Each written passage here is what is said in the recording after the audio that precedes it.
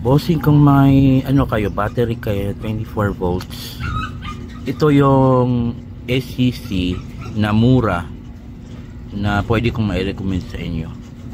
Electroy siya na 200 watts step up.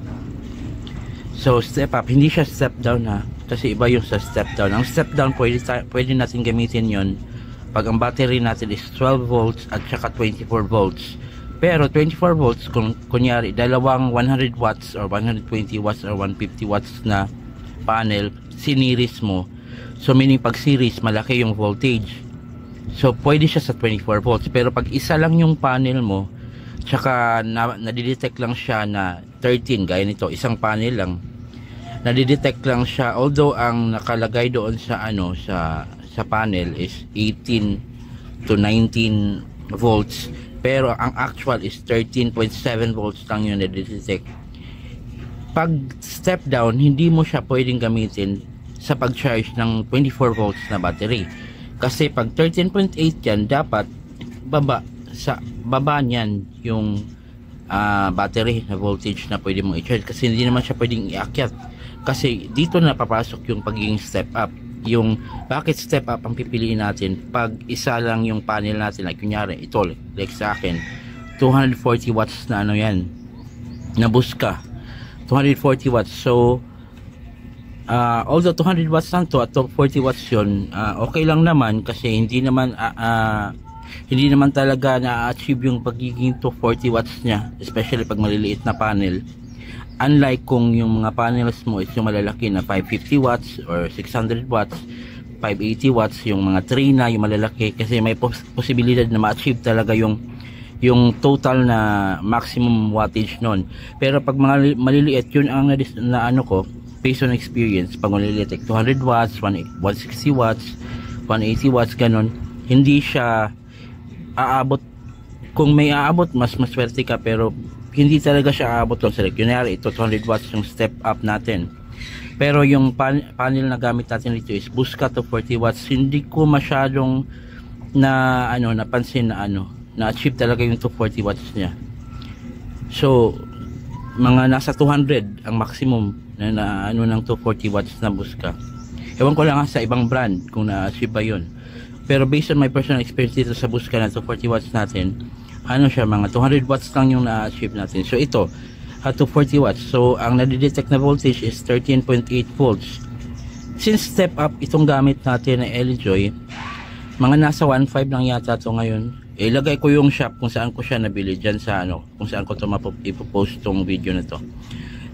Tingnan nyo, kung may 24 volts kayo, may isang panel din kayo na 100 or 200 watts or 300 watts or 150, 160, 180 watts, 120 watts na isang panel lang, tsaka 24 volts na battery, para ma-charge natin yun, hindi step down ang bibili natin or kukunin natin. Ito yung kukunin natin, step up na Electroy. Ito yung pinakamura na step up na pwedeng gamitin sa pag-charge ng 24 volts battery. Kasi ang ginagawa ng step up ito, 13.8 yung detected na voltage ng panel natin, working. So ang dito nga, kasi working na siya, ang detected na current or ang pumapasok na current galing sa panel papunta dito is 7.69 amps current yan. So since step up, kasi 24 volts yung battery natin, ang nilagay natin sa settings dito is 28.8 volts. So itong nakikita natin dito na input, ito yung sa panel, 13.7, 8 amps. Ang output naman, ito yung papunta sa battery. Ito in to, galing sa panel.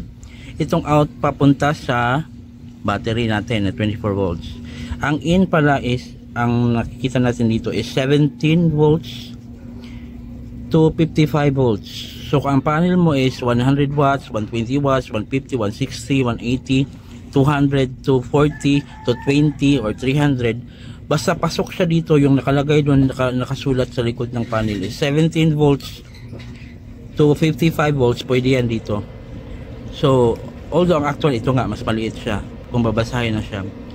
So yun, ang nilagay natin sa settings dito is 28.8 kasi yun ang ano natin sa charging voltage natin para sa 24 volts battery. Pero ang nakikita natin sa output dito, since hindi pa puno yung battery, 25.9, meaning ito yung current charge ngayon ng battery natin.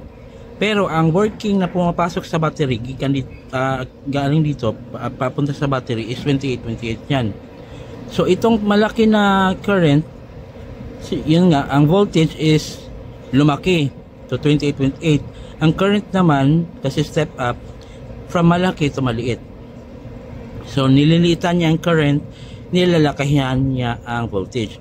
Parang ang nangyari dito, ang current na extra current na to kinonvert niya into voltage, kaya lumaki to. Parang dinagdag niya dito, ito at ito dinagdag dito, kaya lumaki. Ito ang natira is maliit na lang na current. So ang maganda sa maliit na current, hindi mo kailangan ng malaking wire. Pag maliit na current na mga na charging natin, pag malaki ang current, kadalasan nangyayari yung malaking current pag yung nakaparallel ka, dalawang panel, tatlong panel pinarallel mo, malaki ang current, maliit or same ang voltage, malaki ang current. Pero ako sanay ako sa pag may dalawa akong panel, tatlo, sinisiris ko talaga siya. Pero make sure ko napasok siya dito sa ating input na sa 17 to 55 or depende sa ACC na gamit mo. Merong ACC na hanggang 84 volts or yung SRNE hanggang 100 volts. So yun, make sure na kung magsiseries ka, pasok siya doon sa minimum requirements, maximum requirements niya. So yun lang mga boss, sinare ko lang. Ito yung MPPT SCC na pinakamura na pwede mong gamitin sa pag-charge ng 24 volts battery na meron ka lang isang panel or maliit na panel. Isang 4 volts battery, isang panel, ito yung MPPT SCC na gagamitin natin. So yun lang mga bossing. Have a great day. God bless everyone. Ingat palagi.